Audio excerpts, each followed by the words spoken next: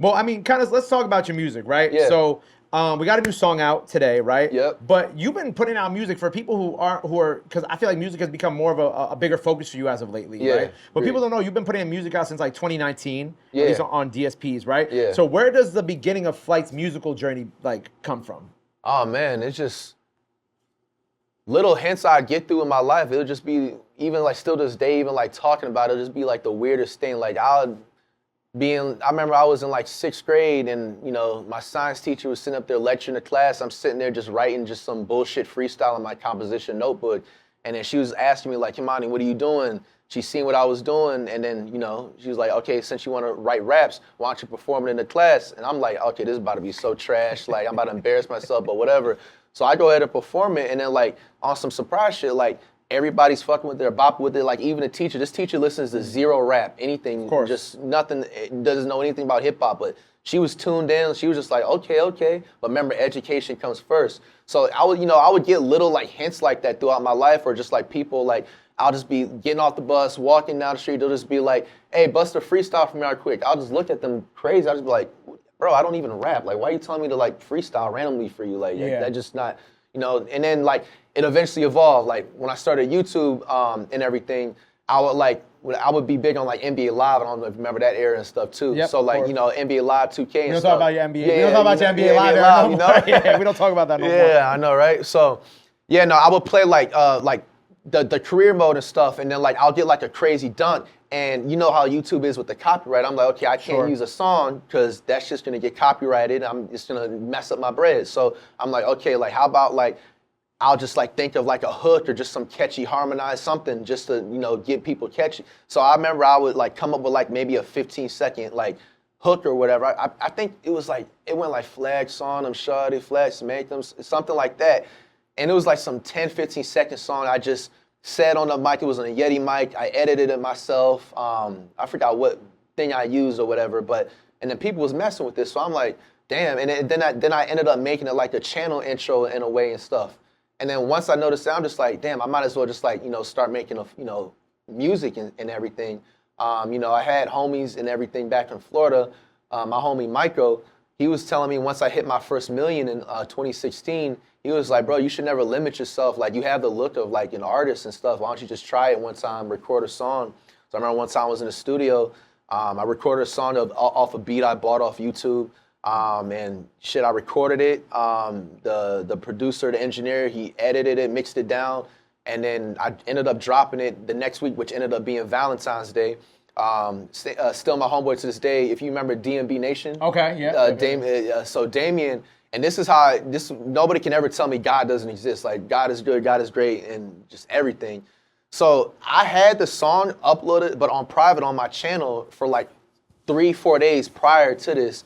And I remember at the time when I was in Orlando, we was in a mall, and then Damien was letting his wife Bianca shop, and we was outside of Macy's. And then Damien said the same thing my homeboy Michael told me. He was like, you ever thought about like dropping music? You got the look of an artist, this and that. You shouldn't limit yourself. And he was just like, all you gotta do is just go to the studio and then just click upload. And then like little does he know, like I had the song already on private. It's art, like I just had to press public. And then when he said that, the next day I dropped it. It was cold-blooded. It had mixed reviews, reactions. But yeah, no, I dropped that. It was only the audio, and in 24 hours it had 1 million views. It had more views than like my last 5 months of YouTube videos, like combined and shit. That's insane. So yeah, when I seen that, I was just like, okay. Then 2018 came.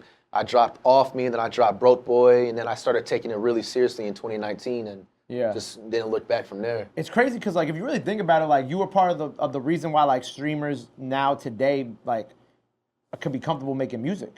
You know, like I think like you DDG like the reason why I feel like, even like, I mentioned Mafiathon a couple times here, but like even like some of the freestyles we were doing at Mafiathon, like with Toto or Reggie or even Kai, like I feel like that wouldn't have like all be possible if like you guys hadn't taken these like leaps of faith at the beginning. You know what I'm saying? Yeah, no, I'm a big advocate of just like, don't ever settle for less. Like, if you feel like you can be off all of the above, like go for that. Like you live once, like For real. Have you learned are you like fully savvy with the business behind the music and how like, you know, publishing works and all that? Yeah, I say I'm about like 95%. That's good. That's more than 90% of artists. Yeah. I still got some things to learn. I'm not gonna sit up here and say I'm an expert at everything, but I get basically the gist of everything, the basics and stuff, and what to do, what not to do, how to go about certain things. I was gonna say, were there any like points over the last?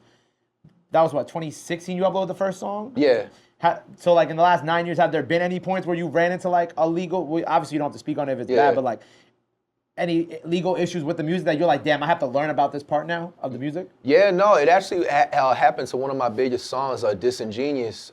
So it was a crazy story behind this. So the person who I bought the beat from that came from YouTube, I guess he ended up like looping it from somebody else, and that wasn't even his beat. He was just selling it, but it just happened, you know.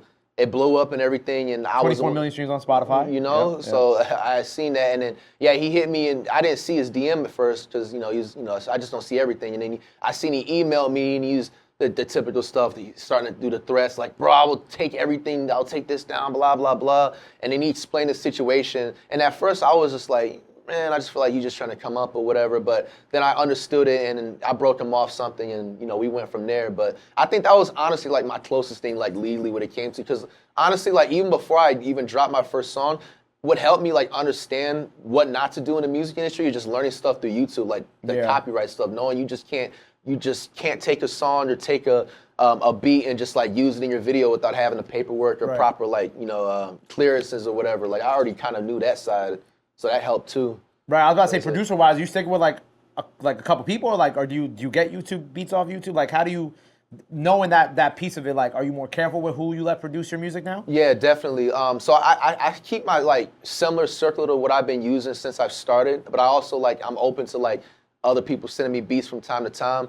Occasionally I'll use like a YouTube beat, but most of the time if I do, it's like from somebody that I've kind of like already like did business with. I kind of don't like to use new YouTube beats from new people just because of that scare with the Disingenuous situation. Of course. Then they coming at you months later, and who knows how somebody's gonna react. Yeah. He actually reacted, obviously hot at first, but he calmed down. So it's like, I feel like not everybody's gonna have that and they're gonna try to, take it, so. Right. Who you listen to growing up? Who are your parents playing? Shit. Tupac, Biggie. Okay. A lot of classics, R&B. Like Usher,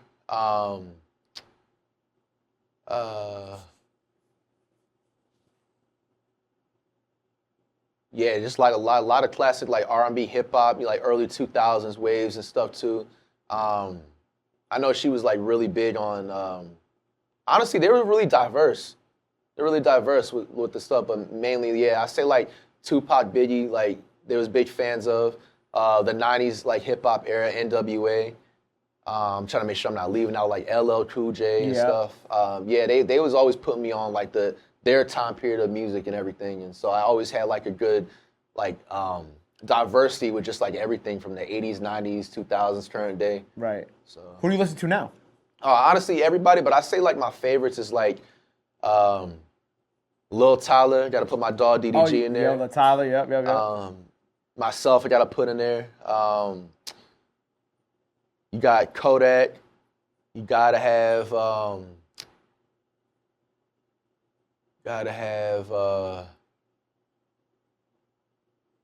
most of the Detroit artists. Detroit go crazy. They got the best bar. Like out of everybody right now, Detroit artists got the best bars. Yeah, I don't even want to leave anybody out. Like the whole Detroit scene, Florida scene, obviously.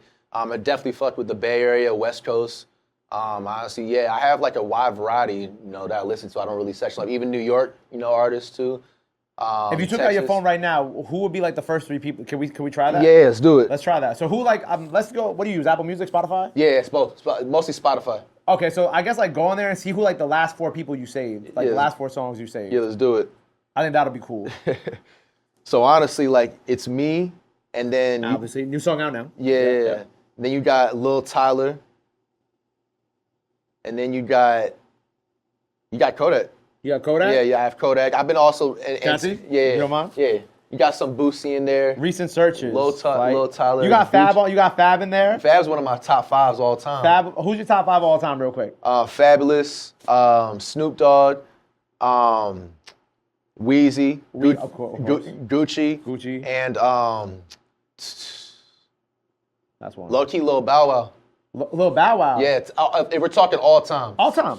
All time. See, why would you? I feel like a lot of people wouldn't put Bow Wow in there. Why Bow Wow? He's a legend. I mean, like, he was only one of the first, like, this kid, he's 7, 8, and 9 years old doing it. Like, I'm seeing him on BT 106 on Park and stuff, and you know what I'm saying? Like, he's really doing it. Like, I feel like he's another one I feel like he doesn't get his flowers for what is deserved. Like, he's in the game. No, he's a legend. Bow Wow's a legend. Yeah, exactly. Bow Wow's a legend. And it also, too, like, you know, my mom put me on him when I was, like, young because she liked that. He was, like, you know, obviously still talking about this, but he's more of, like, cleaner, too. So, like, he was more like a, you know, like a PG type, you know, of stuff. So, like, I was, like, more, you know, in tune to everything. And then also people would compare, like, say that I looked like him a lot too growing up because I had my braids and stuff. Right. So that was also a big thing. So yeah, he's definitely in my top 5 all time. So your recent searches are, so obviously Flight. You got Click and Spark from Fab. Yep. Get Low from Lloyd Banks. Yep. From Gucci and Chill Will. Hard on a Bitch. Chief Keef Every Day. Fresh Cut Boozy Badass. Mega Man TK. Who else we got in here? Kodak, more Chief Keef. You got a lot of Chief Keef in here too. Yeah, I've been on a little wave of Waka Flocka, a lot of Fab, a lot of La Tyler. It was funny because at one point I feel like there was like when like Didi Osama from New York was coming up and when La Tyler was coming up because they're both young and around the same age. Like they used to be like one of them could be like a modern day like little Bow Wow if they try to push them the right way. You know what I'm saying? Because they had they had the look. Yeah, no, I definitely know what you're saying. That's what I feel like in that category too. It just makes it like really legendary. Like especially like you come out as young and you just, you know, what's called market yourself. And, you know, last long like that. That just makes it a stamp. I told Tyler when he did his Mafia. Did you see his Mafia-thon freestyle? I've seen clips of it. I didn't see the full thing. Well, when I told, funny before that, he put out a song with Larry June. And I had told him, I said, yo, bro, this Larry June pocket that you're in, you should stay here. Like, I'm like, this luxury rap is kind of like, it's kind of for you. You know, the Florida stuff is like, still do the Florida stuff, but like get more into like the luxury rap, like type of lane. I feel like that fits you very well. Yeah, I think that's a cool way as he gets older to evolve into like adult La Tyler, you know what I'm saying? Yeah, that's important with like anything like that, adapting and evolving, so. How are you adapting and evolving with this music? Because why you choose the out now? So you're doing pretty well. Sprat already sent me the screenshot of the Spotify. Right? Yeah. I seen it's doing well. Yeah. Where are you like taking your music now? Because you've got a couple singles out that you dropped this year. Yeah. Are we going to project mode? Like, how are you continuing to evolve yourself in this music lane too, and kind of make this as much of a staple to your career as everything else has been? Right. It's just all about, you know, doing your right research. I'm always in tune to like the underground scene from everywhere in the U.S. It don't got to be just Florida. It can be Florida, New York, Chicago, West Coast. I'm always in tune. I feel like you got to be in tune to the underground because they bring in, you know, the new waves and the new sounds and stuff. Yeah. You know, exactly, the youth. And then, with that, and, you know, I got a project dropping, Kimani Part 2 next month, early on. 15 songs. We got 2 features on it. And you know, when I take it towards like music-wise, future, how I look at it is just, you know, continue to drop singles, continue to drop projects, and you know, stay true to yourself. Who do we have on the album? You got so far Skilla, Baby, and Veeze. Oh, great. I want to get that 3rd feature. I don't know who yet. I just don't want to say if you know if it's not there yet. But those are 2 so far that's confirmed.